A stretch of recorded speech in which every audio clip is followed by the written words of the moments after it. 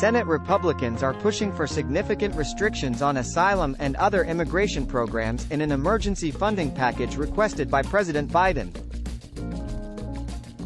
The package includes billions of dollars for Ukraine, Israel, and other national security priorities. Republican Senators Lindsey Graham, Tom Cotton, and James Lankford outlined their demands in a memo, which also includes funding to enhance security at the border. Minority Leader Mitch McConnell has indicated that border policy changes must be accepted for the supplemental to pass. The White House has expressed disagreement with many of the Senate Republicans' plans but is open to a serious conversation about an immigration compromise. Democratic senators have rejected the proposal. The Senate Republicans' demands include restrictive changes to U.S. asylum law, such as rendering migrants ineligible for asylum if they did not seek refuge in a third country before reaching American soil. Migrants would only be allowed to request protection at official ports of entry.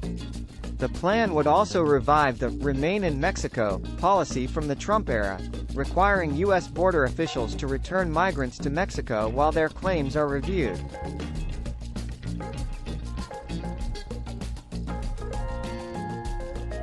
The GOP senators' demands also include shutting down programs that allow migrants to enter the U.S. legally, with the aim of discouraging illegal crossings. The plan would give the government the authority to detain migrant families with children indefinitely and require the resumption of border wall construction. Democratic lawmakers, migrant advocates, and human rights groups have strongly opposed the GOP Senate plan, arguing that it would harm families and children fleeing violence and persecution.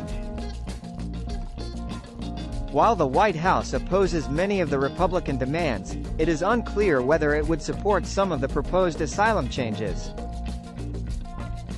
The Biden administration is internally supportive of reforming the asylum system, which is currently backlogged, understaffed, and outdated. Some officials believe that the asylum system is one of the main factors driving the high levels of border crossings in recent years. Homeland Security Secretary Alejandro Mayorkas has acknowledged the need for policy changes to reduce migrant crossings along the southern border, stating that the asylum system needs comprehensive reform.